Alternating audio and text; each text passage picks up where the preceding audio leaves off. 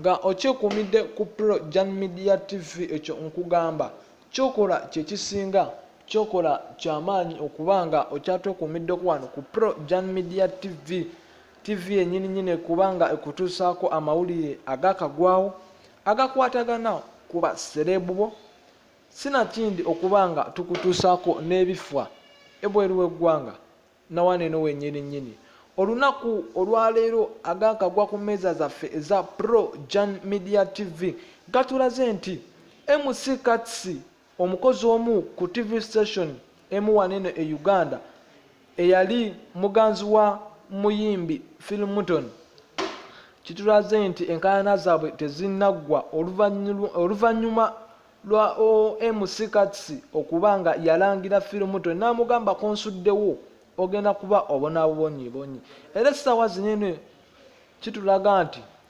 omuyimbi Philmuton abonabona bubonyi ennyimba zakuba tezikyakwata essaawa zineeno talina na management emukwasaganya ye MC Katsi agamba nti omukazi ono yansuulawo era njagala abonaabone paka waida n'agamba wallahi yegwe tata w'abaana bange nkwagalira ddala era nze nsiina gyenzira kati nkomyewo essaawa zineeno olwakatuuka ku mmeeza zaffe eza Pro Jan Media TV omuyimbi essaawa zineeno Philmuton abonabona bonyi ennyimba tezikyategeerekeka zayimba sinakindi ne promotion bambi ntalina Phil agamba nti nno essaawa zineeno obulamu bwange buli ku 9 kiba kitegeeza 10 ziriwa MC Katsi bannange ng'okyekumidde ku Pro Jan Media TV nze olugambo nkyalukuwa essaawa eno yennyini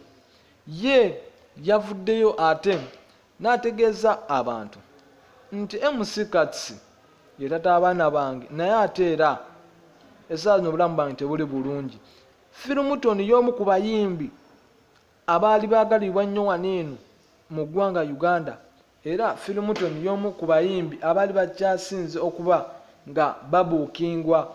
oba he was one of the most booked artists in Uganda y'omu ku bayimbi abaali bakyasinze okuba nga baagalibwa nga abantu bangi nnyo bamwettanira essaawa zineeno kitulaze nti abonabona bonyi